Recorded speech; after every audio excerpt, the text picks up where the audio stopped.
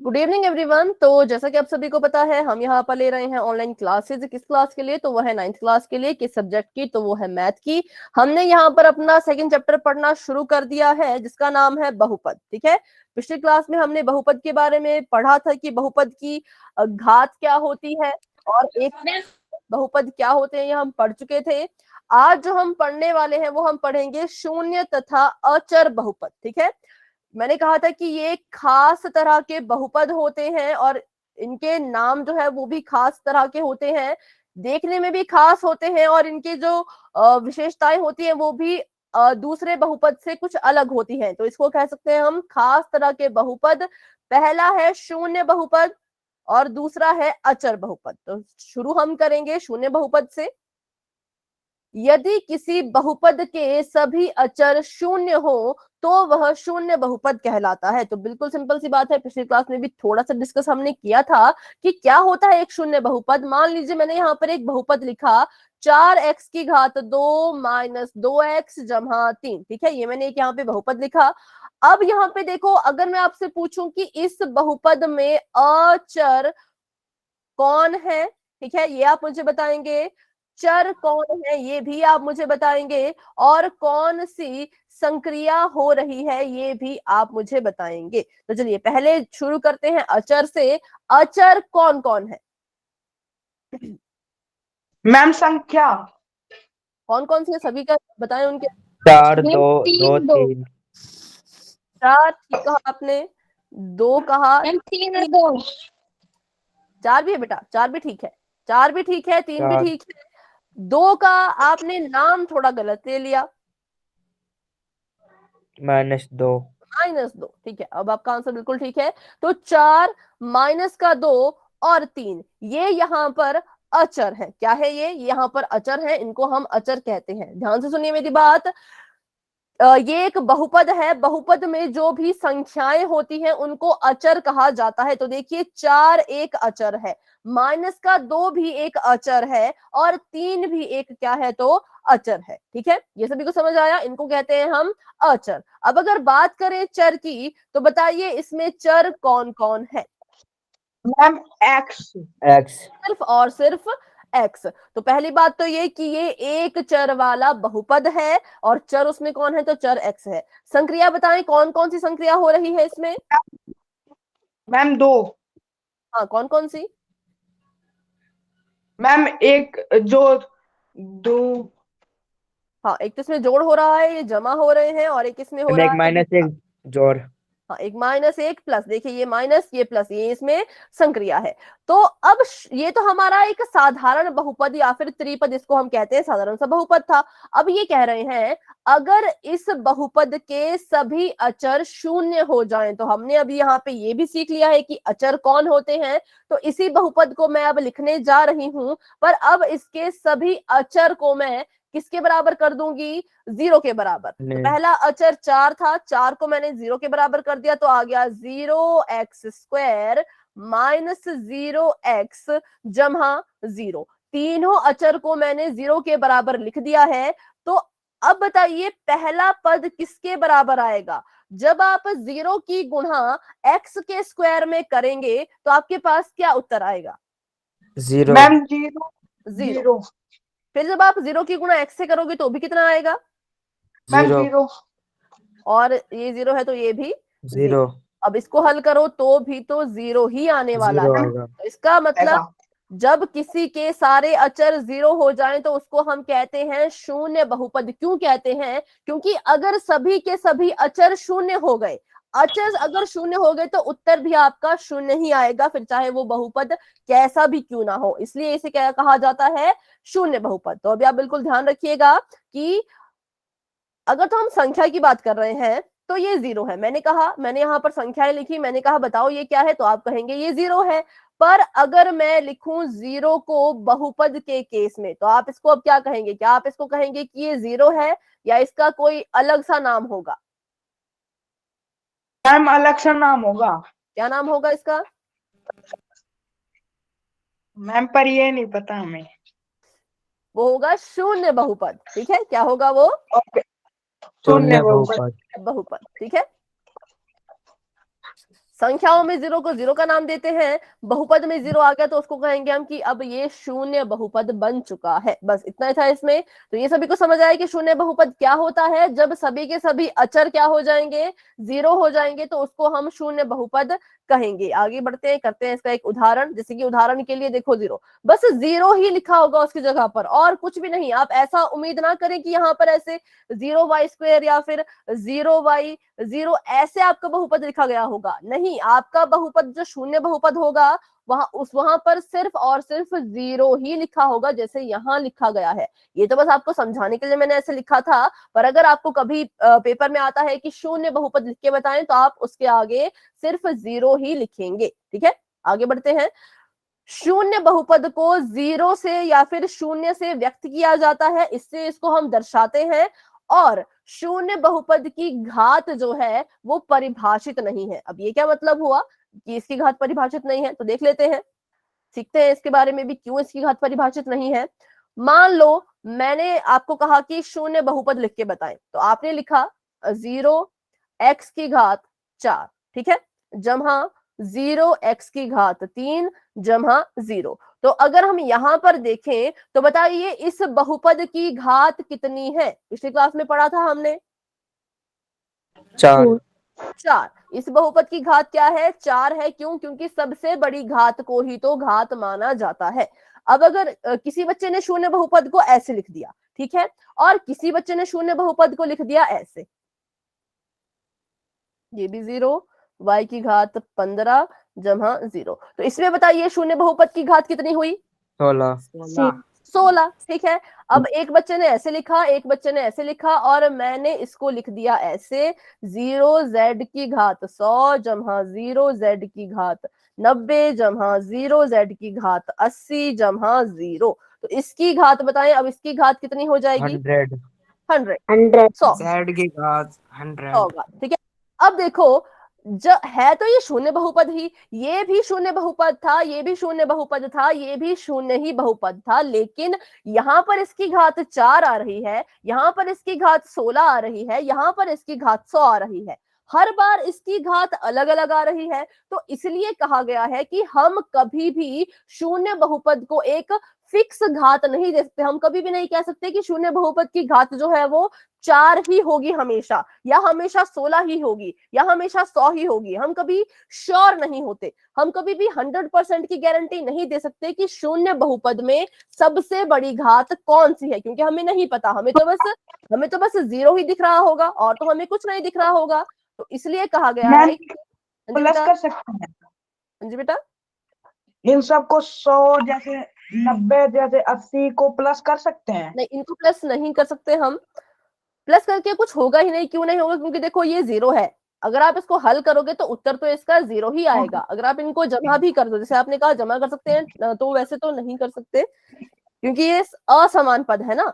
गुणा हो रहे होते अगर, तो आप घात को जमा कर लेते, लेकिन ये जमा हो रहे हैं, देखो ये जमा हो रहे हैं, तो इनको हम हल नहीं कर सकते क्योंकि ये समान पद नहीं है, वो सिर्फ गुणा के केस में होता था। ठीक है, तो इसलिए कभी भी आपको पूछा जाए कि शून्य बहुपद की एग्जैक्ट घात बताइए, तो आप कहेंगे उसकी एग्जैक्ट घात हम नहीं बता सकते, क्योंकि उसकी एग्जैक्ट कोई घात होती ही नहीं है। कभी कभी भी वो किसी भी घात को ले सकता है, क्योंकि वो शून्य है।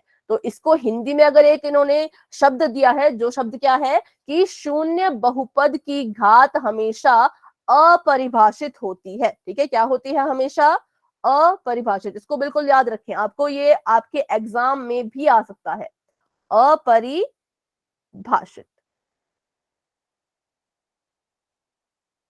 अपरिभाषित घात होती है किसकी?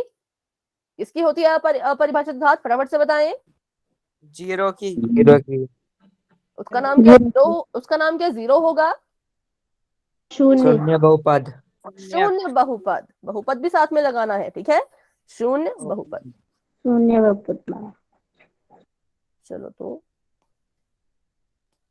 शून्य बहुपद की घात कैसी होती है? अपरिभाषित। तो अभी बस यही था इसके बारे में, शून्य बहुपद के बारे में। एक तो इसको हम रिप्रेजेंट करते हैं 0 से, और अगर आपसे कभी पूछा जाए शून्य बहुपद की घात बताएं तो आप कहेंगे हम नहीं बता सकते, क्योंकि इसकी घात हमेशा मतलब कुछ भी हो सकती है, हम अंदाजा नहीं लगा सकते कि वो क्या है, इसलिए वो क्या है, अपरिभाषित है, उसको हम परिभाषित नहीं कर सकते। तो चलिए एक क्वेश्चन करते हैं पोल में और देखते हैं अभी कितने बच्चों को समझ आए, कितने बच्चे अभी भी डाउट में हैं। तो अभी के लिए आपकी चैट ऑफ हो चुकी है बच्चों, कैमरा सभी ऑफ रखें, अपना कैमरा ऑन करेंगे तो आपको जो क्लास की क्वालिटी है वो लो हो जाएगी, ज्यादा डेटा यूज होता है ना कैमरा ऑन करने से, इसलिए ठीक है, फिर आपको मेरी आवाज या स्क्रीन नजर नहीं आएगी। तो ये आपको यहाँ पर पूछा गया है कि शून्य बहुपद की घात डैश होती है, परिभाषित या फिर अपरिभाषित। इसका उत्तर आपने पोल में देना है माइक ऑन करके, कोई आंसर नहीं देगा, ये आप सभी का एक टेस्ट हो रहा है, ठीक है। तो अभी मैंने 4 ऑप्शन दे दिए थे तो मुझे उसे ठीक करना होगा, 2 ऑप्शन में हटा देती हूँ, क्योंकि 2 ही ऑप्शन यहाँ पर है, ए और बी, पर मैंने सी और डी भी लिख दिया था, तो उनको भी मुझे हटाने दे। तब तक के लिए आप अपना आंसर सिलेक्ट कर लें अपने मन में कि हाँ ये मेरी तरफ से इसका आंसर होना चाहिए और मैं इसको सिलेक्ट करूंगा या करूंगी। चलिए अभी पोल ऑन हो चुका है, जाइए और अपना आंसर पोल में जाकर के आप सभी दे सकते हैं। क्लास में हमारे पास 24 बच्चे हैं, जिसमें से 8 बच्चों के आंसर आ चुके हैं, वेरी गुड। 10 बच्चों के आंसर आ चुके हैं, शाबाश बच्चों।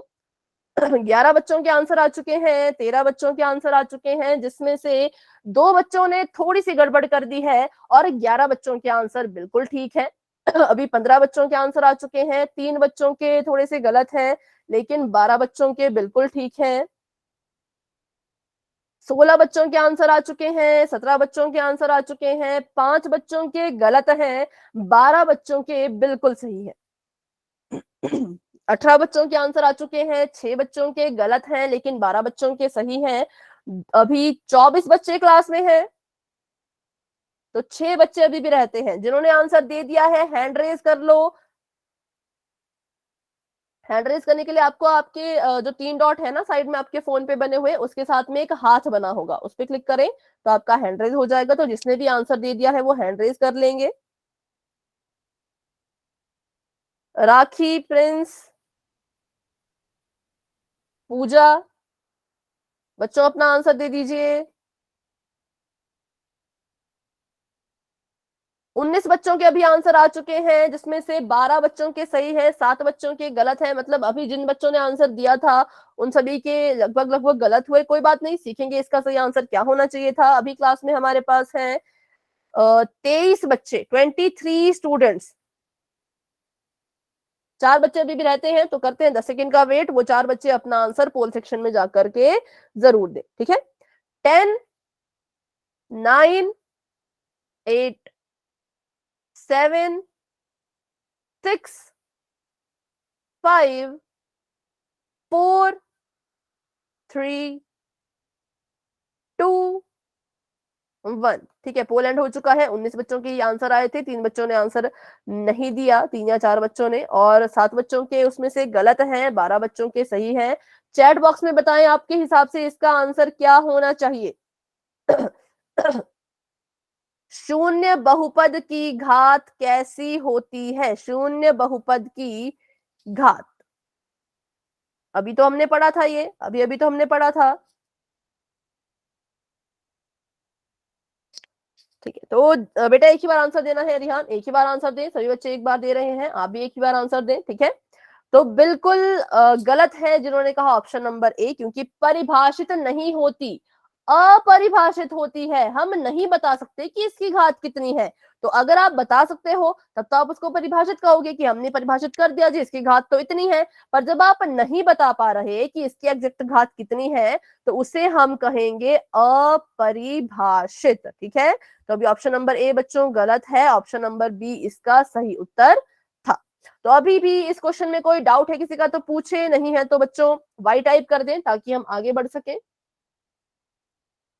मैम डिग्री मतलब घात घात होती है ना? हाँ जी। ओके। ठीक है, चलिए तो अभी बढ़ते हैं आगे। अपरिभाषित, तो अभी हमने पढ़ा शून्य बहुपद के बारे में और शून्य बहुपद की घात के बारे में। अब हम पढ़ेंगे अचर बहुपद के बारे में। तो सभी बच्चों को ये अच्छे से पता होगा कि अचर जो है, अचर का मतलब सीधा सीधा होता है संख्याओं से, ठीक है। जितनी भी आपको संख्याएं नजर आती हैं गणित में, वो सभी अचर कहलाई जाती हैं, फिर चाहे वो कैसी संख्या हो, चाहे वो माइनस की संख्या हो, चाहे वो बटे वाली संख्या हो, चाहे वो आपकी दशमलव वाली संख्या हो, चाहे वो वर्गमूल वाली संख्या हो, ये सभी आपके अचर कहलाए जाते हैं। तो सिंपल सी बात है, जहां पे भी शब्द आ गया अचर, आप सीधा सीधा उसको किससे रिलेट करेंगे, तो संख्या के साथ, चाहे वो 0 हो, चाहे वो पॉजिटिव नंबर हो, नेगेटिव नंबर हो, बटे वाली हो, या परिमेय संख्या हो। -5/7 ये परिमेय संख्या होती है, माइनस वाली, है ना। तो इन सभी, ये सभी जो है वो अचर की कैटेगरी में आते हैं। अचर मतलब संख्या, जितनी भी संख्याएं हैं, जितने भी प्रकार की संख्याएं हैं, उन सभी को हम कहेंगे अचर। तो अब ये अचर बहुपद क्या होता है, तो इसकी परिभाषा पढ़ लेते हैं पहले। ऐसे बहुपद जिनमें सिर्फ अचर हो और कोई भी चर ना हो, ठीक है। उसमें क्या होना चाहिए, सिर्फ उसमें अचर होना चाहिए, कोई भी चर नहीं होना चाहिए। तो जैसे कि मान लो पहले अगर हम एक मैम साधारण बहुपद, हाँ जी बेटा, मैम उसकी घात नहीं होनी चाहिए, घात भी होनी चाहिए ना। उसकी घात की हम बाद में बात करेंगे, है ना, घात में भी आएंगे, घात की बात बाद में करेंगे। अभी बस इतना ही समझना है हमने कि अचर बहुपद में होगा क्या क्या, ठीक है। तो बेटा अभी के लिए माइक ऑफ कर दे, माइक ऑफ करते हैं, ठीक है। देखो पहले एक साधारण बहुपद लिखते हैं, फिर कंपेयर करेंगे। मैंने यहाँ लिखा 4x² - 3x = 1, ये एक साधारण बहुपद है, ठीक है। इसको मैं लिखती हूँ, ये क्या है, एक साधारण सा ये बहुपद है। अब यहाँ पर मैंने इसको अचर बहुपद बनाना है। तो बहन जी अचर जब चर का बहुपद में, डेफिनेशन बताने में हम भूल गए, तो जी बेटा, बताना चर का डेफिनेशन। चर का डेफिनेशन, अच्छा ठीक है। चर देखिए, चर होते हैं हमारे जो भी इंग्लिश के अल्फाबेट्स होते हैं ना, जैसे A B C D से लेकर के XYZ तक, इन सभी को हम चर कहते हैं। और अचर होती हैं हमारी सारी संख्याएं, ठीक है। मैम अचर इसमें 4 है और -3 और 1। ठीक है, हाँ, ये इसमें अचर है, वेरी गुड। अब देखो, ये तो इसको तो हम कहेंगे बहुपद। इसको हमने बहुपद क्यों कहा, क्योंकि इसके पास अचर भी थे और इसके पास चर भी थे, है ना। लेकिन अचर बहुपद अगर हमें किसी को बोलना है, तो उसमें इन्होंने कहा, देखिए इसकी परिभाषा ध्यान से, तो उसमें कोई भी चर नहीं होना चाहिए। चर मतलब इंग्लिश वाले अल्फाबेट, कोई भी इंग्लिश के अल्फाबेट उसमें नहीं होने चाहिए, तभी उसको आप अचर बहुपद कहोगे, जब उसमें सिर्फ और सिर्फ संख्या ही रहेगी। तो मैंने यहां पर लिख दिया 2। तो इसमें क्या कोई चर है, सिर्फ 2 मैंने नो लिखा है, मैम। नो इसमें कोई मैम। चर है नहीं है। तो इसका मतलब यही, ऐसे ही हमारे अचर बहुपद होते हैं। इस गणित में जितनी भी गिनती है, उस गिनती में जितनी भी संख्याएं हैं, वो सभी की सभी अचर बहुपद है। बस आपने इतना ध्यान में रखना है, जितनी भी गणित में संख्याएं हैं, वो सभी की सभी कैसे, किस तरह की बहुपद है, तो अचर बहुपद। इसके और एग्जाम्पल देखते हैं ताकि आपको अच्छे से समझ आए। जैसे कि यहाँ देखिए, उदाहरण आपको दिया गया है 3। 3 एक अचर बहुपद है क्योंकि इसमें कोई चर नहीं है। -4 ये भी एक अचर बहुपद है क्योंकि इसमें भी कोई चर नहीं है, इंग्लिश की कोई टर्म्स नहीं है। 2/3 ये भी एक अचर बहुपद है, इसमें भी कोई चर नहीं है। 125 ये भी एक अचर बहुपद है। और ये जो लिखी है इतनी बड़ी संख्या 100098, ये भी एक अचर बहुपद है। ये सभी अलग है, ये सभी साथ में नहीं है, ये सभी अलग अलग है, और इन सभी को हम अचर बहुपद कहेंगे, ठीक है। बिल्कुल साधारण सी बात है कि इस मैथ में जितनी गिनती है, गिनती में जितनी संख्याएं हैं, सभी को अचर बहुपद कहा जा सकता है। अब इसमें किसी का भी कोई डाउट है तो पूछ ले। No ma'am. ठीक है, नो तो मैम। जितनी भी संख्याएं आपको दिखेंगी उसको हम कहेंगे अचर बहुपद। अब आ जाते हैं इसकी घात में, ठीक है, कि अचर बहुपद की घात क्या होती है। तो जब इसमें कोई, देखो हम जब बहुपद की घात पढ़ रहे थे, हमने क्या पढ़ा था कि बहुपद, जैसे यहाँ पर करते हैं हम फिर से इसको शुरू, बहुपद की घात।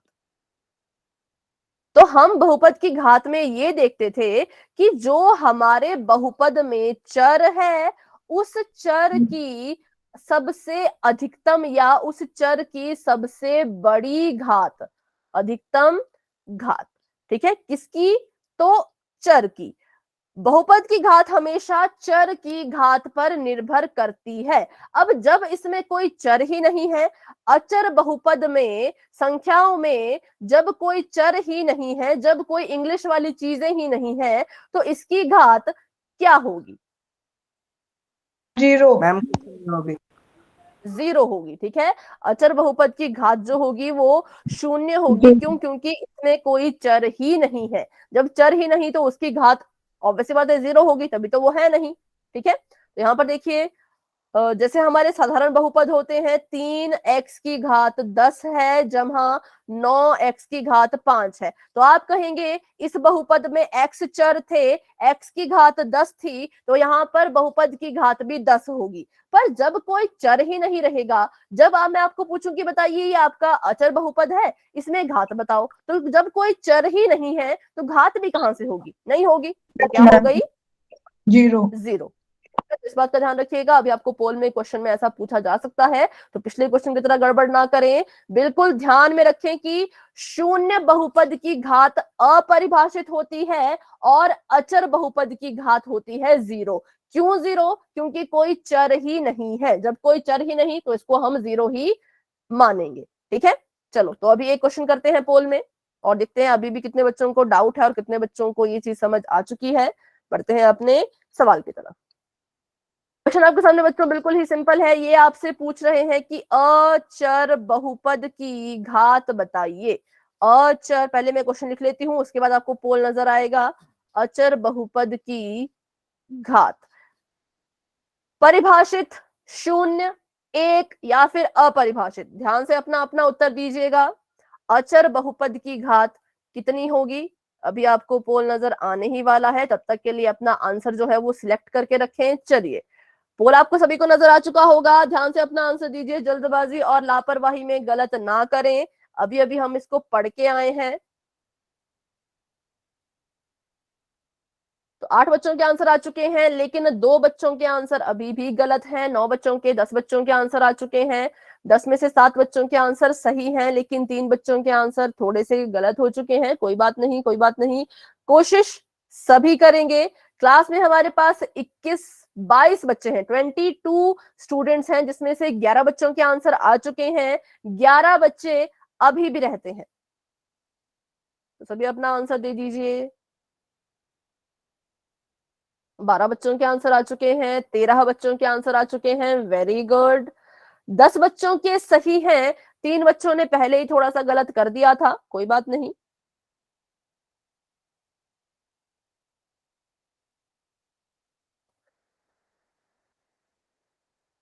नौ बच्चे अभी भी रहते हैं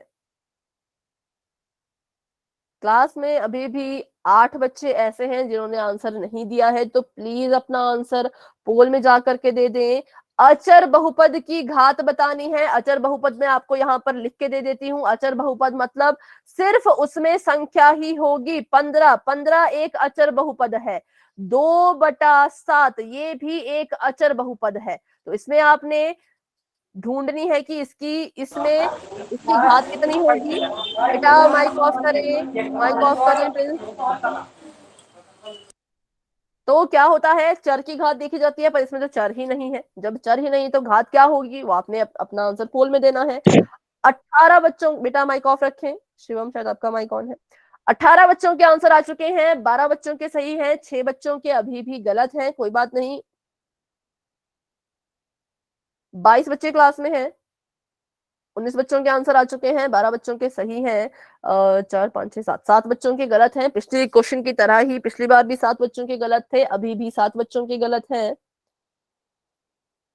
3 बच्चे अभी भी रहते हैं, तो वो अपना आंसर पोल में दे दीजिए। करते हैं 10 सेकंड का वेट, उसके बाद पोल एंड हो जाएगा। तो पोल एंड होने से पहले पहले अपने आंसर पोल सेक्शन में जाकर के दे दीजिए। 10, 9, 8, 7, 6, 5, 4, 3, 2, 1। चलिए, 21 बच्चों ने आंसर दे दिया था, जिसमें से 14 बच्चों के सही हैं, लेकिन 7 बच्चों ने अपना आंसर इस बार भी थोड़ा थोड़ा सा गलत कर दिया है। कोई बात नहीं, यहाँ पर देखेंगे और देखेंगे इसका सही आंसर क्या होना चाहिए था। हाँ, आप लोग बताएं आपके हिसाब से कौन सा आंसर सही है। Ma'am B. B, ma'am B. बिल्कुल सही, ऑप्शन नंबर बी सही है बच्चों। ए भी गलत है, सी भी गलत है, डी भी गलत है। 7 बच्चों ने इनमें से किसी एक ऑप्शन को चुन लिया था, लेकिन सही आंसर बी है, जो कि 14 बच्चों ने चुना था। वेरी गुड, बहुत अच्छे। क्योंकि अभी अभी हमने पढ़ा कि अचर बहुपद में कोई चर नहीं होता। जब चर ही नहीं तो उसकी घात का भी हम क्या करें, कुछ नहीं कर सकते, तो इसलिए उसको हम मान लेते हैं कि वो शून्य है। ठीक है, तो अभी देखते हैं, option number B is the right answer. अच्छा, अब मुझे बताइए, अगर मैं आपसे सवाल पूछूं 1.98, क्या ये अचर बहुपद है? Yes ma'am. ध्यान से देखिएगा, ठीक है, शुरू नो से मैम। No ma'am. 1.98, क्या ये अचर बहुपद है? No ma'am. क्यों, क्या हो गया इसमें ऐसा जो आपको लगता मैम है कि है। अचर? Yes ma'am.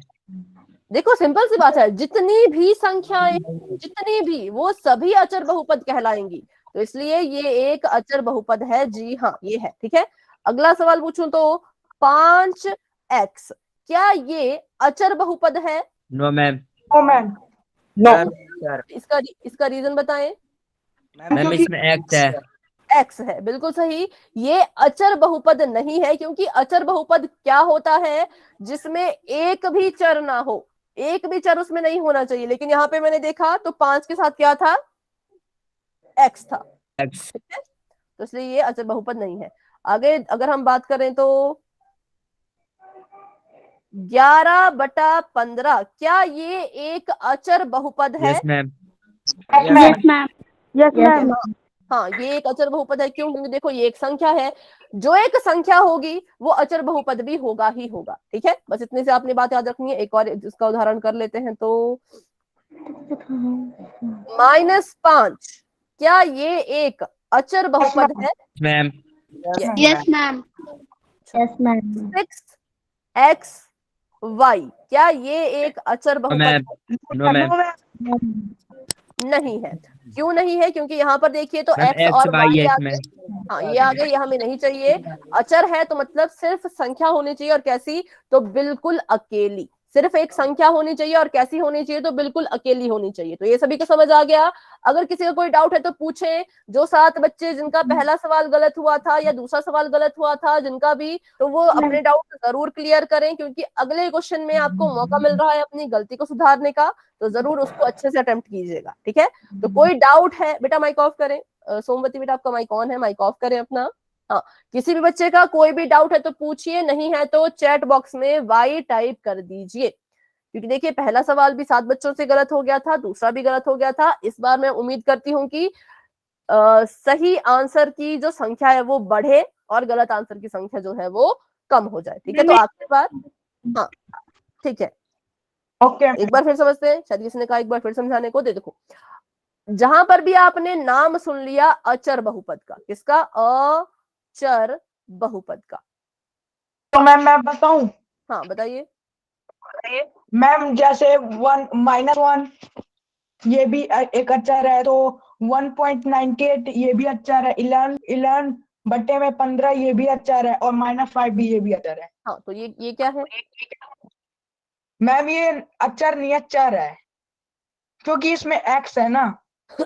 ये अचर भी नहीं है, चर भी नहीं है, ये बहुपद है। ठीक है, इसको हम चर नहीं कहेंगे। चर होते हैं इंग्लिश वाले, अकेले अकेले होते हैं, वो भी साथ में नहीं होते। जब दोनों साथ में हो जाए और उनके बीच में कोई संक्रिया, जैसे ये गुना हो रहे हैं, तो इसको हम कहेंगे ये क्या है, एक बहुपद। ठीक है, चलो। हाँ, तो इन्होंने बिल्कुल ठीक कहा, एक बार फिर से सुन ले। तो जहां पर भी अचर बहुपद आ गया, वहां पर आपने अपने फटाफट से सोचना है कि अचर का मतलब होता है संख्या, और संख्या का मतलब इस गणित में कोई सी भी संख्या उठा लो, कोई सी भी, जमा की, माइनस की, बटे वाली, वर्गमूल वाली, कोई सी भी संख्या उठा लो, वो अचर बहुपद की कैटेगरी में आएगी। ठीक है, लेकिन कब? जब तक वो अकेली है। अगर उसके साथ कोई और आ गया, जैसे कि x आ गया, या y आ गया, या कोई और इंग्लिश का ए आ गया, ए का स्क्वायर, ऐसी चीजें आ गई, तो इसको अचर बहुपद नहीं कहेंगे, तब ये बहुपद बन जाएगा। लेकिन जब तक संख्या अकेली है तब तक उसको हम अचर बहुपद कह सकते हैं। संख्या किसी भी तरह की हो, हमें उससे कोई फर्क नहीं पड़ता, बस वो संख्या मैम, पर प्लस की होगी, जैसे 5 1, हाँ। तो ये 4 की होगी ना। जैसे कि अगर कोई, जैसे कि माइनस का 5, ये आप कह रहे हैं, तो ये अचर होगा, हाँ ये अचर है। और इसको माइनस को हटा देंगे तो चर हो जाएगा। नहीं, माइनस हटाएंगे तब भी देखो ये अचर ही है ना।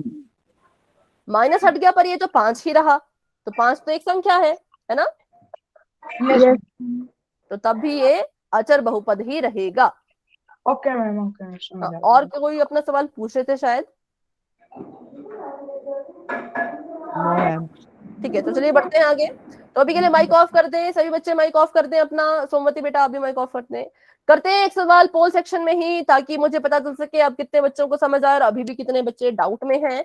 एक सवाल देखिए, बस आपके सामने बिल्कुल सिंपल सा सवाल है। आपसे यहाँ पर पूछा गया है कि क्या 3/4 एक अचर बहुपद है? अब इसमें भी 2 ऑप्शन है, मैंने लेकिन सिर्फ 4 ऑप्शन दे दिए हैं, तो मुझे उसे एडिट करना पड़ेगा। तब तक के लिए आप अपना आंसर सोच के रखें।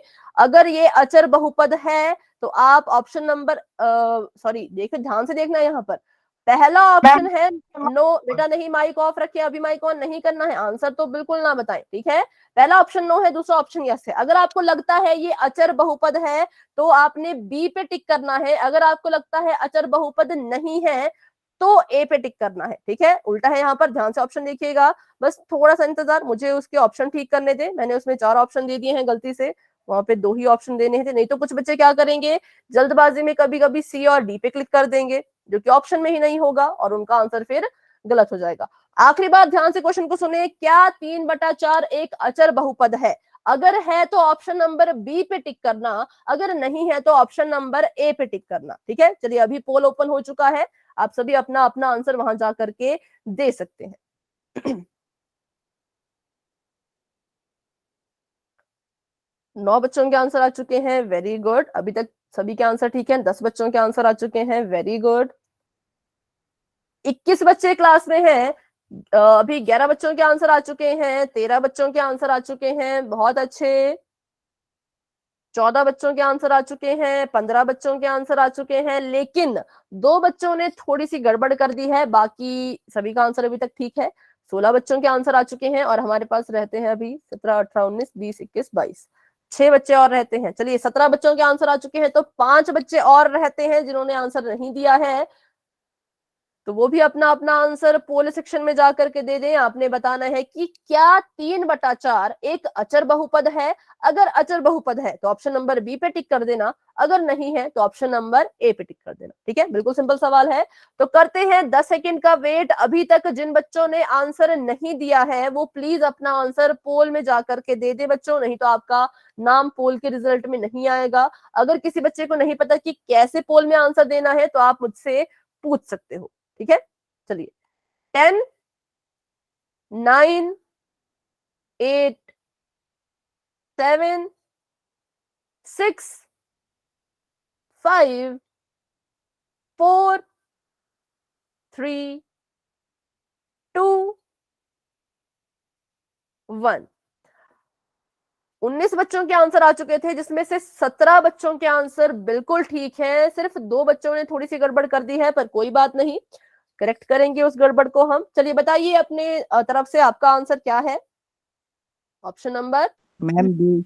बी, ठीक है, very good. Option number B बिल्कुल सही आंसर है, जो कि 17 स्टूडेंट्स ने कहा था कि ऑप्शन नंबर बी सही है। तो जी हाँ, ऑप्शन नंबर बी ही करेक्ट है। क्यों? क्योंकि सिंपल सी बात है, 3/4 एक संख्या है, संख्या को ही अचर कहा जाता है। जब आपको संख्या अकेली नजर आ रही है, अचर अकेला नजर आ रहा है, तो उसका नाम होता है अचर बहुपद। बिल्कुल सिंपल था, ठीक है। बहुत हमने पीछे इसके बारे में काफी डिस्कशन किया था, तो इसलिए ऑप्शन नंबर बी सही है। लेकिन 2 बच्चों का गलत था और 3 या 4 बच्चों ने आंसर नहीं दिए थे, तो 6 बच्चों को लगता है अभी भी इसमें डाउट है। तो वो 6 बच्चे अपना डाउट अगर मुझसे पूछना चाहते हैं, अगर मन में कोई डाउट है तो आप मुझसे बच्चों अभी के अभी पूछें।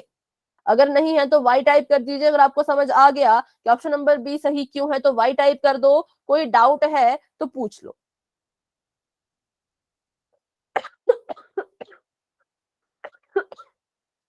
सॉरी, चलिए तो अभी बढ़ते हैं आगे। सबने कहा कि समझ आ गया है, ठीक है। Option number B is the right answer.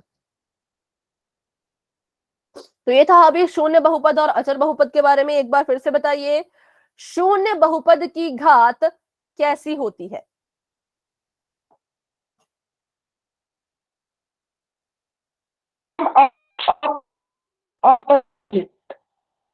ठीक है, ठीक है। मैम 0। नहीं, शून्य बहुपद की बेटा, शून्य बहुपद। शून्य बहुपद की घात होती है अपरिभाषित। हम नहीं बता सकते उसकी घात में क्या है, इसलिए उसको हम कहते हैं कि ये अपरिभाषित है, नॉट डिफाइंड है, ठीक है। क्योंकि इसकी घात कभी 1 भी हो सकती है तो कभी 100 भी हो सकती है, वो हमें नहीं पता लग पाता क्योंकि लिखा ही कुछ नहीं होता। आंसर तो इसका हमेशा 0 ही आता है। शून्य बहुपद दिखने में होता है ऐसा और उसकी घात होती है अपरिभाषित। वहीं दूसरी ओर अचर बहुपद की बात करें तो अचर बहुपद की घात हमेशा कैसी होगी? शून्य। मैम 0। हाँ 0, ठीक है। अचर बहुपद की घात हमेशा होगी 0, या फिर आप कहें तो इसको आप कह सकते हैं 0। और अचर बहुपद दिखने में कैसा होता है? तो बस संख्या की तरह, जैसी संख्याएं होती हैं उसी को हम अचर बहुपद का नाम बस दे देते हैं, ठीक है। तो ये था इन दोनों के बारे में जो अभी तक हमने पढ़ा। अब बढ़ते हैं आगे, देखते हैं अगला टॉपिक क्या है। तो अगला टॉपिक हमारे पास है रैखिक बहुपद, ठीक है। क्या है इसका नाम? रैखिक बहुपद। तो जानते हैं कि रैखिक बहुपद लीनियर पोलिनोमियल क्या होता है। तो अगर इसकी हम परिभाषा की बात करें, ऐसा बहुपद जिसमें चर की अधिकतम घात 1 हो उसे रैखिक बहुपद कहते हैं, ठीक है। तो ये जो अभी हम बहुपद के प्रकार पढ़ने वाले हैं, ये हम पढ़ने वाले हैं घात के आधार पर। पहले हमने देखिए पदों के आधार पर पढ़ा था, तो बताइए पदों के आधार पर बहुपद के कितने प्रकार हैं? मैम मेरे को डाउट है। पदों के आधार पर कितने हैं? मैम 3। 3। नाम बताइए अगर आपको याद है तो। मैम 1 बहुपद, 2 बहुपद और 3 बहुपद। हाँ, एक पदी है ना, क्योंकि देखो एक पदी, बहुपदी। एक पदी, द्विपदी, मैम बहुपदी, हाँ, और पोनोनोमियल बहुपदी, नहीं बहुपदी नहीं, त्रिपद, त्रिपद। एक त्रिपद। पदी, द्विपद और त्रिपद, ठीक है। त्रिपदी। Okay ma'am. और वो थे पदों के आधार पर। अब है घात के आधार पर। तो घात के आधार पर भी इसके कुछ 1, 2, 3 या ऐसे कुछ प्रकार होते हैं। तो पहला होता है रैखिक। देखिए रैखिक, ठीक है, इसको हम कहते हैं रैखिक बहुपद। इसका नाम आपको थोड़ा सा याद, इनके नाम याद करने में थोड़ी सी दिक्कत हो सकती है, इनको हमें जो है वो खुद से याद रखना पड़ता है। पदों के आधार पर तो बहुत सिंपल थे, 1 पद है तो एक पदी, 2 पद है तो द्विपद और 3 पद है तो त्रिपद। पर घात के आधार पर बिल्कुल ध्यान से समझना है, तो आप इसे अपनी कॉपी पे जरूर नोट करें। घात के आधार पर बहुपद के प्रकार, जिसमें कि पहला प्रकार है रैखिक बहुपद, ठीक है। घात के आधार पर बहुपद के प्रकार, जिसमें पहला प्रकार है रैखिक बहुपद। तो बढ़ते हैं आगे। तो अब ये कह रहे हैं कि एक ऐसा बहुपद जिसमें चर की अधिकतम घात 1 हो उसे रैखिक बहुपद कहते हैं, या फिर जिस बहुपद की घात 1 है उसको आप रैखिक बहुपद कहेंगे। रैखिक मतलब घात में कितना होना चाहिए? सबसे बड़ी घात में 1, 2, 3, 4 कितना होना चाहिए बताइए? अभी भी हमने इसकी परिभाषा भाषा में भी लिखा है 1 होना चाहिए, ठीक है। सिर्फ 1। अगर 1 से बड़ा हो गया तो फिर उसको रैखिक नहीं कहेंगे। 1 ही होगी तो रैखिक कहेंगे, 1 से बड़ा चला गया तो रैखिक उसको नहीं कहेंगे। चल इसके करते हैं कुछ एक उदाहरण।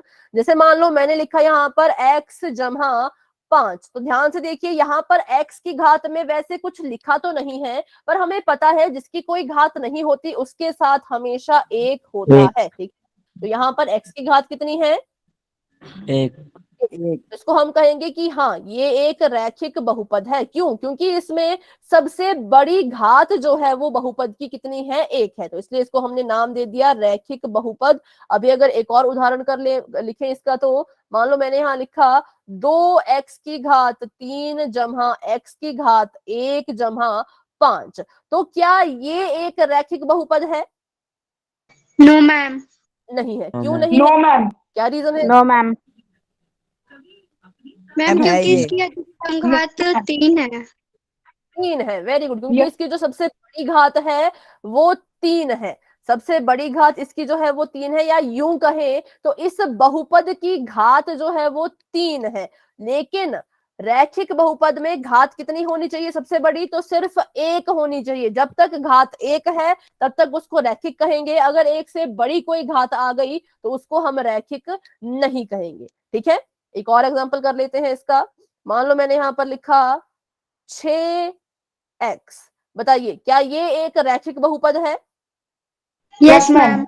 हाँ, ये एक रैखिक बहुपद है, क्योंकि इसमें देखिए चर की घात कितनी है? तो चर की घात सिर्फ और सिर्फ 1। 1। ठीक है, सबसे अच्छा बड़ी इसमें घात बताएं। 1। हाँ, x plus Y plus Z, क्या ये एक रैखिक बहुपद है? Yes ma'am. No yes ma'am. Ma'am. ठीक है, क्योंकि इसमें भी हमने देखा कि 3 चर है। चर तो बेशक इसमें 3 है, पर Yes, तीनों ma'am. की घात तो एक ही है। हमें और उससे कोई फर्क नहीं पड़ता, हमें फर्क पड़ता है सिर्फ घात से। चरों से भी उतना फर्क नहीं पड़ेगा, घात से फर्क पड़ेगा, क्योंकि हम घात के आधार पर बहुपद के प्रकार सीख रहे हैं। तो तीनों की घात एक एक एक थी, तो हम कहेंगे जी हाँ ये भी एक रैखिक बहुपद है। ठीक है, तो जब भी आपको एक घात नजर आए, एक से ज्यादा कोई घात नजर नहीं आ रही हो, तो उसको रैखिक बहुपद कहना है। करते हैं इसके कुछ और उदाहरण। जैसे कि यहाँ देखिए 3x प्लस 7, 3x जमा 7, इसमें जो चर है, चर हमारे पास है x, और इस x की सबसे बड़ी घात या अधिकतम घात 1 है।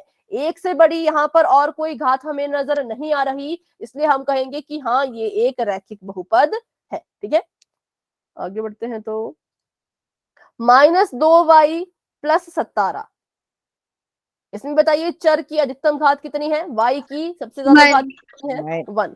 एक मैम। एक, तो ये भी एक रैखिक बहुपद है। ठीक है, इसको इंग्लिश में कहते हैं लीनियर पोलिनोमियल। व्यापक रूप में x में कोई रैखिक बहुपद ax प्लस b, ऐसी इस तरह का इसकी शक्ल होती है। ठीक है, जहां पर a और b जो है वो वास्तविक संख्याएं हैं। वास्तविक संख्याएं मतलब रियल नंबर्स हैं, और रियल नंबर में सभी प्रकार के नंबर आते हैं। वास्तविक संख्याओं में सभी प्रकार के नंबर आते हैं, पॉजिटिव, नेगेटिव, बटे वाले, परिमेय संख्या, वर्गमूल वाली संख्या, दशमलव वाली संख्या, सारी संख्याएं वास्तविक नंबर में आती हैं। और ये कह रहे हैं कि इस केस में मतलब जो आपका रैखिक बहुपद होगा उसमें a कभी भी शून्य नहीं होना चाहिए। ठीक है, a इसमें कभी भी शून्य नहीं होना चाहिए। अगर b शून्य है तो चलेगा। चलिए इसके भी कुछ एक एग्जांपल करते हैं। आपको ये वाली चीज समझनी बहुत जरूरी है कि ये यहाँ पर ये क्या कह रहे हैं, ये ax प्लस b से क्या हमें समझाना चाह रहे हैं। तो इन्होंने कहा कि जो आपका रैखिक बहुपद होता है उसकी शक्ल कुछ इस तरह की होती है। ठीक है, इस तरह की उसकी शक्ल होती है। यहाँ पर सबसे मेन चीज क्या होती है, तो b को आप कभी कभी 0 लिख सकते हो। b 0 हो सकता है, लेकिन जो ये a है ये कभी भी 0 नहीं होना चाहिए। क्यों नहीं होना चाहिए, इसका रीजन भी हम जानेंगे। तो अभी करते हैं शुरू। सबसे पहले इसका एक उदाहरण ले लो। a और b संख्याएं हैं, ध्यान रखिए a और b क्या है, तो a और b है अचर। अचर मतलब संख्या। तो चलिए आप बताइए एक जगह पे मैं क्या लिखूं, कोई सी संख्या बता दो। मैम 3। ठीक है, 3 लिख दिया मैंने। a की जगह पे लिखा मैंने 3, x की जगह पे लिखा मैंने x, जमा पे जमा का निशान, और b की जगह पे क्या लिखूं? मैम 0। 0 अभी नहीं लिखेंगे, अगले केस में लिखेंगे। ठीक है, मैम 5। 5, चलो ये मैंने लिख दिया। तो अब इसे कंपेयर कर लो। ax plus B 3x plus 5 हमने लिखा, तो रैखिक बहुपद की शक्ल ऐसी होती है, तो इसकी शक्ल इसकी तरह है, बिल्कुल सेम है, तो मतलब ये भी एक रैखिक बहुपद ही है। ठीक है, तो इसको हम रैखिक बहुपद कहते हैं। आमतौर पर इसको इन्होंने कहा कि उसकी शक्ल कुछ इस तरह की होती है। तो बस यही था इसमें समझने वाली बात, कैसे कंपेयर करना है। अब अगर करते हैं वही वाली बात, जीरो वाली, जैसे आपने कहा कि अगर मैं b की जगह पर 0 लिख दूं, जमा, और यहां लिख दिया मैंने 0, b की जगह पे मैंने क्या लिख दिया 0, तो इसको जब मैं हल करूंगी तो उत्तर मेरे पास आएगा 3x। तो क्या 3x रैखिक बहुपद नहीं है?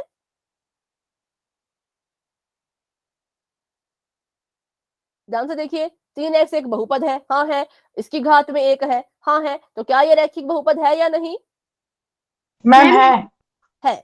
हाँ, ये एक रैखिक बहुपद है। तो हुआ क्या, b को 0 रखने पर इस पर कुछ फर्क नहीं पड़ा। ये पहले भी जब b 0 नहीं था, जब b हमारा 5 था, तब भी ये रैखिक बहुपद था। अब b अगर 0 हो गया तो भी इस पे कुछ फर्क नहीं पड़ा, तब भी ये रैखिक बहुपद है। ठीक है, ये सभी को समझ आया कि b अगर 0 लिखा जाएगा तो इस पे उतना कुछ खास फर्क नहीं पड़ेगा। पहले भी रैखिक बहुपद था, अब भी रैखिक बहुपद है। अब बात करते हैं a की, कि a की जगह पर 0 क्यों नहीं होना चाहिए। तो पहले आपका वाला उदाहरण लेते हैं कि 3x प्लस 5 हमने लिखा था, एक साधारण सा बहुपद, ये रैखिक बहुपद था। a की जगह पे 3 था, b की जगह पे 5 था। अब मान लो मैं a की जगह पे 0 लिख दूं, तो ये बन जाएगा 0, x की जगह पे x जमा 5 का जमा 5। अब बताइए, अब जब a 0 हो गया और 0 इस x के साथ गुणा कर रहा है, तो इसका हल क्या होगा? मैम 0। 0, ये खुद मैम 0 बन गया। नहीं, ऐसे होगा मैम। मैम 0। 0 होगा बेटा, 0 देखो, 0 x के साथ गुणा कर रहा है, कोई भी संख्या 0 से गुणा करती है तो 0 ही तो आता है ना। और जमा का 5, तो इसका उत्तर आया 5। तो अब क्या 5 एक रैखिक बहुपद है? No no ma'am. मैम। नहीं है। क्यों? क्योंकि रैखिक बहुपद में चर की घात कितनी होनी चाहिए? 1। 1 होनी चाहिए। और 5 कैसा बहुपद है, किस तरह का बहुपद है 5? अभी अभी हमने पीछे पढ़ा, किस तरह मैम का अचर बहुपद है? बहुपद। अचर बहुपद। और अचर बहुपद की घात कितनी होती है? मैम 0। 0। रैखिक बहुपद की घात 1 होनी चाहिए। ये अचर बहुपद बन गया, अचर बहुपद की घात होती है 0, तो इसलिए ये रैखिक नहीं कहलाया जाएगा। तो कब ऐसा हुआ? जब हमने a को 0 लिखा। इसलिए ये कह रहे हैं कि b को अगर 0 के बराबर होना है तो हो जाए, लेकिन a 0 नहीं हो सकता, क्योंकि अगर a 0 हो गया तो आपका जो बहुपद है वो अचर बहुपद बन जाएगा, और अचर बहुपद कभी भी रैखिक नहीं होते। क्यों नहीं होते? क्योंकि अचर बहुपद की घात 0 है और रैखिक के लिए तो घात 1 होनी चाहिए। तो अब आप सभी को समझ आया कि क्या यहाँ पर ये समझा रहे थे? Yes ma'am. कोई डाउट है बच्चों तो पूछ लिया करें, क्योंकि ये इंपॉर्टेंट चीज है, ये यूं ही नहीं लिखा गया है, ये जरूरी है, इसलिए आप ये इस स्लाइड में शामिल किया गया है। ठीक है, और a और b वास्तविक संख्या है। a b की जगह पे आप कुछ भी लिख लो, पॉजिटिव, नेगेटिव, बटे वाली, परिमेय संख्या, कुछ भी लिख लो, उससे फर्क नहीं पड़ेगा। लेकिन a की जगह पे बस क्या नहीं लिखना है, तो 0 नहीं लिखना है। ठीक है, ये चीज, ये तो हो गया। अब एक और चीज समझते हैं, पहले पढ़ चुके हैं। मैंने आपको 2 केसेस बताए थे जहां पर हम जो है बीजीय व्यंजक को बहुपद नहीं मानते हैं। 2 केसेस थे मेजर, मतलब मेन थे वो, बाकी तो हमें दिख जाता है, लेकिन 2 केसेस थे। तो किसी को याद है पहला केस क्या था? अगर क्या हो जाए, हमारा चर अगर कहां चला जाए, फिर उसको हम बहुपद नहीं मान सकते। ठीक है, मैं आपको बता देती हूं। अगर कभी भी आपको दिख रहा है कि आपका जो चर है, मान लीजिए मैंने यहाँ लिखा 5 और मैंने यहाँ लिखा वर्गमूल का y, तो क्या इसको आप बहुपद कहेंगे? No ma'am. No ma'am. No ma'am. नहीं कहेंगे। ये एक बहुपद नहीं है। क्यों नहीं है बहुपद? क्योंकि हमने पढ़ा है कि कभी भी चर वर्गमूल के अंदर नहीं जाना चाहिए। ठीक है, और अगर ऐसा होता 5 बटे में y, तो क्या अब ये बहुपद है? No ma'am. अभी भी ये बहुपद नहीं है। तो इन केसेस को ध्यान से देख लीजिए। आपका चर, चर की यहाँ पे बात हो रही है, आपका चर कभी भी वर्गमूल के अंदर नहीं जाना चाहिए, और आपका चर कभी भी बटे के नीचे भी नहीं जाना चाहिए। अगर ये 2 केसेस लेते हैं तो आप, माइक ऑफ करें, किसी का माइक ऑन है, तो आप कहेंगे ये बहुपद नहीं है। और जब ये बहुपद ही नहीं है तो ना हम इसे रैखिक कहेंगे ना कुछ और। भले ही मुझे यहाँ पर दिख रहा है कि y की घात नीचे तो एक है और यहाँ पे भी मतलब एक तो नहीं, यहाँ पे तो कुछ और घात है, लेकिन इसको फिर भी हम रैखिक नहीं कहेंगे क्योंकि ये बटे के अंदर, सॉरी बटे के नीचे लिखा गया है और ये वर्गमूल के अंदर लिखा गया है। तो इनको अच्छे से याद रखिएगा। अगर ये दो केस आपको कहीं भी दिखते हैं तो आप साफ मना कर देना कि ये बहुपद नहीं है। ठीक है बेटा, क्लास को लेफ्ट करके एक बार ज्वाइन कर लें, उसके बाद आपको शायद स्क्रीन नजर आ जाएगी। अच्छा, तो आगे क्वेश्चन है, चलिए इस क्वेश्चन को कर लेते हैं। इसमें आपने बताना होगा शायद कि रैखिक बहुपद कौन सा है, ऐसा मुझे लग रहा है। बाकी देखते हैं, क्वेश्चन अच्छे से हम समझेंगे, उसके बाद ही उसको आपने सॉल्व करना है। तो अभी के लिए आपकी चैट ऑफ कर देते हैं और बढ़ते हैं अपने सवाल की तरफ। तो क्वेश्चन आप सभी के सामने कुछ इस तरह का है कि निम्नलिखित बहुपदों में से रैखिक बहुपद को पहचानिए। रैखिक बहुपद को आपने पहचानना है। ऑप्शन भी ध्यान से सुन ले, मैं आपको भी बता देती हूँ। ऑप्शन नंबर ए है 5, ऑप्शन नंबर बी है 2x जमा 7, ऑप्शन नंबर सी है -7 और ऑप्शन नंबर डी है नन ऑफ दीज, इनमें से कोई भी नहीं। रैखिक बहुपद की घात में एक होता है, चर की घात में एक होता है, वो आपको मैंने हिंट दे दिया। अब इसके बाद अपना आंसर आप खुद कीजिएगा और जो बाकी इसमें दिख रहा है उनके बारे में भी हमने अभी अभी डिस्कस किया है। तो अभी आपको पोल नजर आ जाएगा, सोच समझ के इसका आंसर दीजिएगा। कौन है जिसे आप रैखिक बहुपद कहोगे, उसको सिलेक्ट करना है। ठीक है, जिसको आप कहोगे कि हाँ ये रैखिक बहुपद है। चलिए सभी आंसर दीजिए, वेरी गुड। अभी 3 बच्चों के आंसर आ चुके हैं। क्लास में हमारे पास 18 बच्चे हैं, 5 बच्चों के आंसर आ चुके हैं, बहुत अच्छे।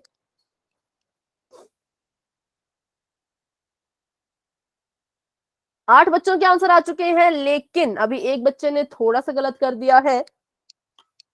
देखेंगे कहाँ पे गड़बड़ हुई, क्या गड़बड़ हुई, बाद में उसको हम ठीक करेंगे। अभी 11 बच्चों के आंसर आ चुके हैं, 13 बच्चों के आंसर आ चुके हैं, लेकिन 4 बच्चों के गलत हैं, 9 बच्चों के बिल्कुल सही हैं, 14 बच्चों के आंसर आ चुके हैं। 4 बच्चे अभी भी रहते हैं, तो बच्चों फटाफट से अपना आंसर दे दीजिए पोल में कि इन 4 ऑप्शन में से रैखिक बहुपद कौन सा वाला है। 5 है या 2x जमा 7 है या -7 है या इनमें से कोई भी नहीं है। 15 बच्चों के आंसर आ चुके हैं, अभी हमारे पास रहते हैं 3 बच्चे। तो अपना आंसर बच्चों आप पोल सेक्शन में जाकर के दे दीजिएगा। 16 बच्चों के आंसर आ चुके हैं, वेरी गुड। करते हैं 10 सेकेंड का वेट और बढ़ते हैं आगे। तब तक के लिए सभी अपना आंसर दे देना, ठीक है। 10, 9, 8, 7, 6, 5, 4, 3, 2, 1। चलिए वेरी गुड। 18 के 18 बच्चों के आंसर आ चुके हैं, जिसमें से 13 बच्चों के बिल्कुल सही हैं, 5 बच्चों ने थोड़ी सी गड़बड़ कर दी है, कोई बात नहीं। देखते हैं, बताइए आपके हिसाब से इसका क्या आंसर होना चाहिए। मेरे हिसाब से तो हाँ जी, मेरे हिसाब से बी है। ऑप्शन नंबर बी, ठीक है, very good, option number B सही है। देखिए 2x जमा 7 ये रैखिक बहुपद है, क्योंकि इस बहुपद की अगर हम घात देखें, इस बहुपद की घात कितनी है, 1। और जिस भी बहुपद की घात 1 होती है उसको हम रैखिक बहुपद कहते हैं। ऑप्शन नंबर ए था 5। तो बच्चों 5 और -7 किस तरह के बहुपद हैं, फटाफट से बताइए। अचर बहुपद। अचर बहुपद, और अचर बहुपद की घात होती है 0, तो वो रैखिक नहीं हो सकता, क्योंकि रैखिक के लिए घात 1 चाहिए, अचर में घात होती है 0, 0। इसलिए 5 और -7 भी गलत है, सिर्फ ऑप्शन नंबर बी सही आंसर है। ठीक है, तो देखिए यहाँ पर option number B is the right answer. आगे एक और क्वेश्चन है, तो चलिए इस क्वेश्चन को भी कर लेते हैं। जो आगे सवाल है, बस ध्यान में आपने जो चीजें रखनी है वो मैंने आपको बता दी थी कि अगर कभी भी आपका जो चर है वो आपको वर्गमूल के अंदर दिखाई दे, या कभी भी आपको आपका चर बटे के नीचे दिखाई दे, तो इन दोनों ही केसेस में हम इनको बहुपद नहीं मानते। और जब ये बहुपद ही नहीं है तो ये रैखिक हो या इनकी पावर में 2 हो, कुछ भी हो, तो ये रैखिक भी नहीं होंगे। सिंपल सी बात है, अगर ये बहुपद ही नहीं है तो आप इसको रैखिक भी नहीं कहेंगे। 2 केसेस आपको मैंने बता दिए हैं। बढ़ते हैं सवाल की तरफ।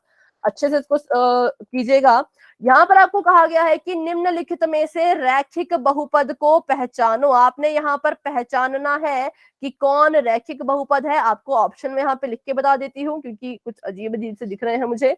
तो पहला ऑप्शन बच्चों आपको दिया गया है वो है 2/x, ठीक है। दूसरा ऑप्शन आपको दिया गया है वो है 3y - 9।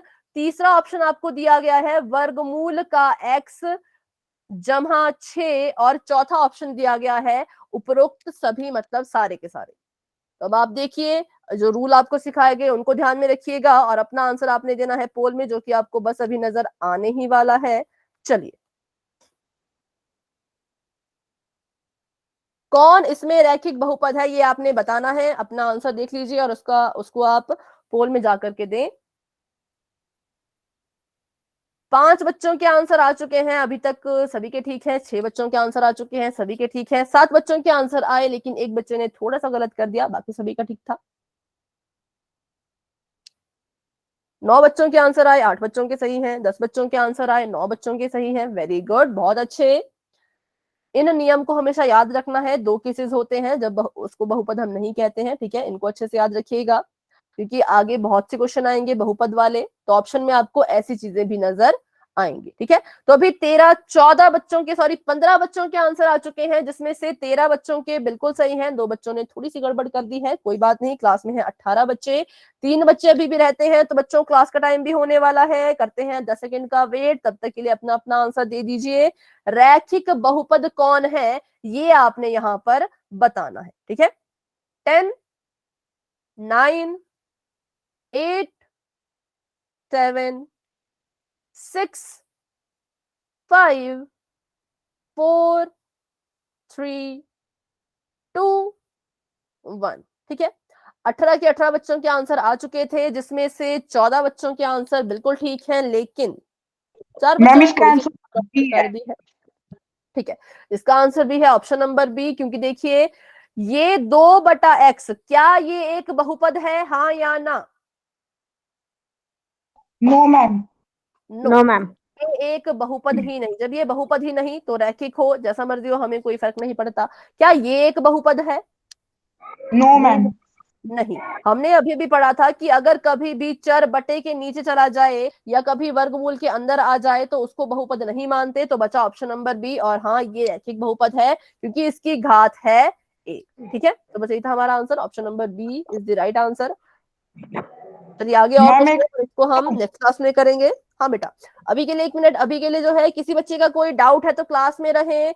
अगर कोई डाउट नहीं है तो बच्चों क्लास को लेफ्ट कर सकते हैं। आज की क्लास हमारी यहीं तक थी, ठीक है। हाँ अभी आप कह सकते हैं बेटा, जो भी आप कह रहे हैं। मैम जो 5 आंसर थे ना सब